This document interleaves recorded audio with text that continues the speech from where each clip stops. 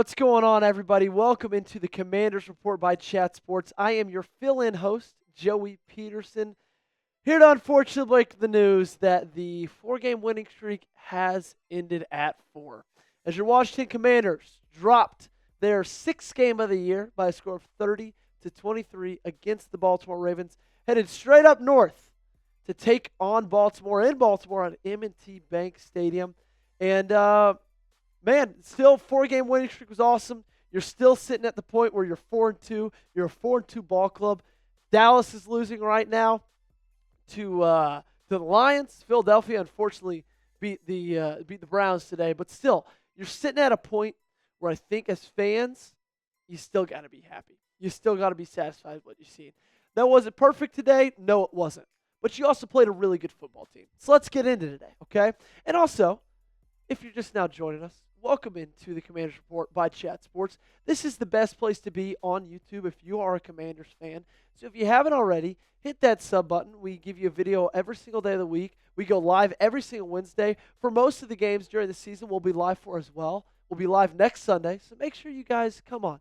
Join us, sub, hang out. This is the best place to be. I can promise you that. So let's look at the stats. Jayden Daniels, 24 for 35, 269 yards, and 2 touchdowns. That was his stats through the air. On the ground, led the team in carries. 6 carries, 22 yards. Zach Ertz led the team in receptions. 4 receptions for 68 yards. And you know what? Jayden Daniels, he looked good. Now, did he look like the Jayden Daniels we've necessarily seen for the past 2 weeks? No, I'm not sure that he did. He missed a couple of throws, and they weren't great misses. But still, like, he made some dynamic plays. Man, that touchdown pass to Scary Terry was one of the more perfect time passes I've ever seen in my entire life. My 24 years of watching football, I don't know if I've seen a pass timed that perfectly and placed that perfectly in that one. So, yes, of course, he had his fair share of highlight reel plays, but, like, he missed some guys. That's just plain and simple. Made some rookie mistakes. Didn't look as good against the blitz as he had in weeks past, right? He'd been phenomenal against the blitz leading up to this point, and I think it might have spooked him a little bit today. But he did lead the team in carries, and that's kind of where I want to start today, and just this recap of you couldn't get the run game going, and you knew it was going to be tough with Bijan Robinson out of the lineup, and Austin Ekeler, I think he's a good back, but we know he's not near as dynamic as Bijan Robinson, my bad, Brian Robinson Jr., and you just knew he's not as dynamic of a back as Brian Robinson Jr. is. And so when you found out yesterday that he was not going to be playing in this one, you knew it was going to be hard because you're going against the best run defense in the NFL. The best run defense in the NFL, and it's not really even close. The gap between 1 and 2, between the Ravens and the next best, it's a pretty far gap. They have yet to let up over 100 yards rushing against a single opponent all year long. And that was no different today. Jayden Daniels was the leading carrier, 6 carries for 22 yards. And Zach Ertz led the way, 4 receptions for 68 yards. He had a pretty good game. It was a Zach Ertz game. Actually, it was his first touchdown, I believe, since. Actually, no, I don't think that's right. But let's go ahead and get on to the injuries because there were a couple of injuries, right? You lost a couple of key pieces, and starting with both on the defensive line, starting with Jonathan Allen. Ian Rappaport reporting that it is a pectoral injury. He was out for the game.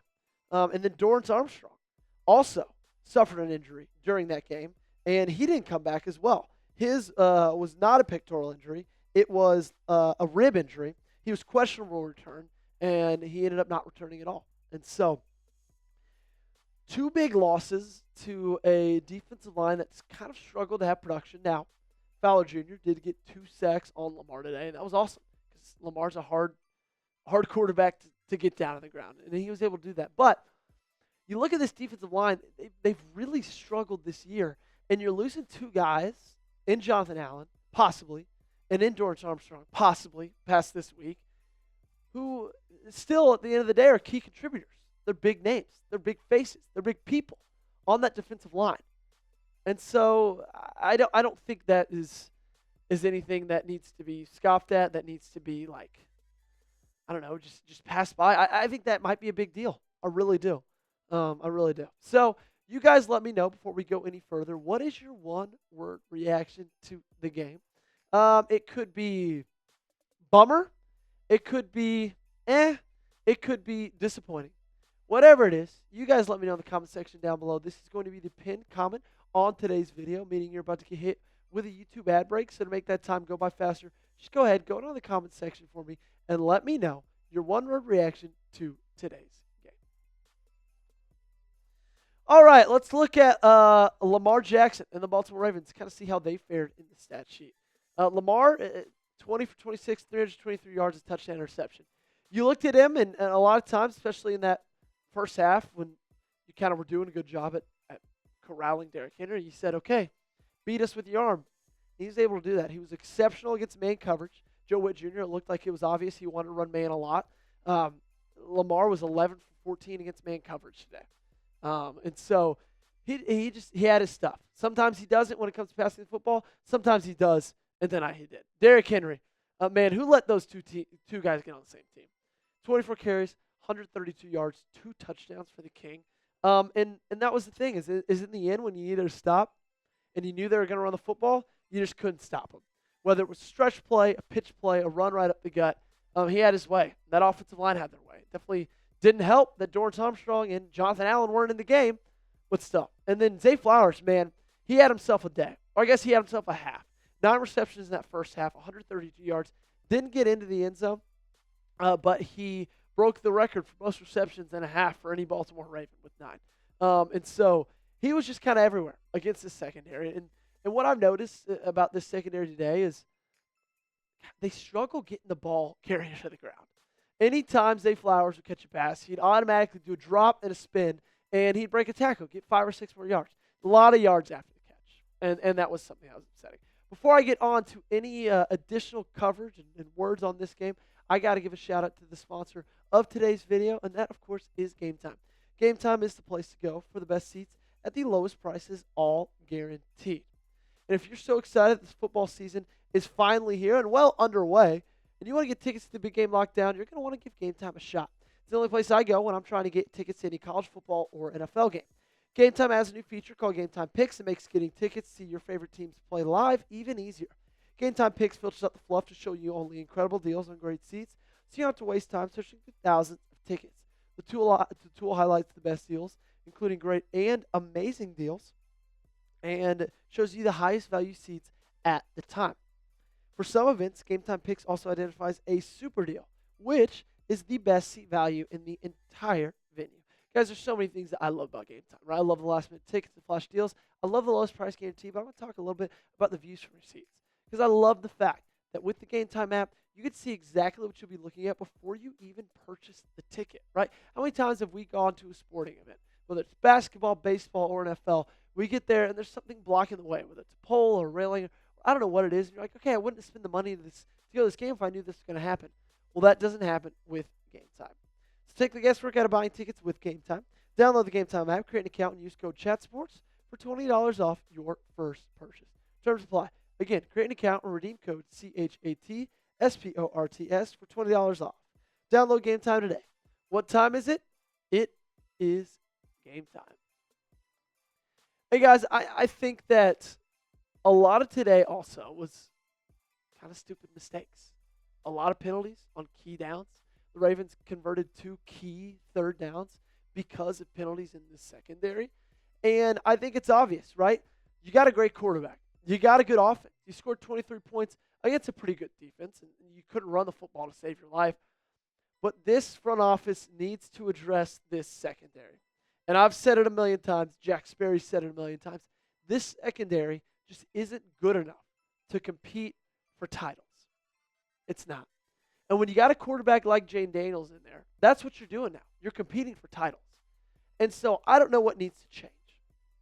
I don't know whether it's a trade or see if there's anybody in free agency like a Xavier Howard to pick up. But at the end of the day, what you have at cornerback, it's just not good enough. It's just not good enough. And it hurts you tonight. It hurts you pretty bad. So what is your confidence level in the Commanders this season? Okay, scale it 1 to 100 for me. I know that we all were feeling really good after last Sunday, after the 4th straight win. after you did what you did against the Browns. You scored 40 points in 3 straight games. But you didn't do any of that today. You lost. You scored 23. They could run the football and throw the football over you. So what is your confidence level in this season? I still think it's about like a 65, 70. I still feel confident in this team. You know, the NFC East isn't good. That division should be a lock to win. It really should. Not a lock. I don't want to say that because things change so often in football. But it's not a good division. It's just not. And so I still think you should be confident in this team. You got the right guy at quarterback. I think you got the right guy at coach. I think you got the right guys at coordinator. So I think you still got to be confident, okay?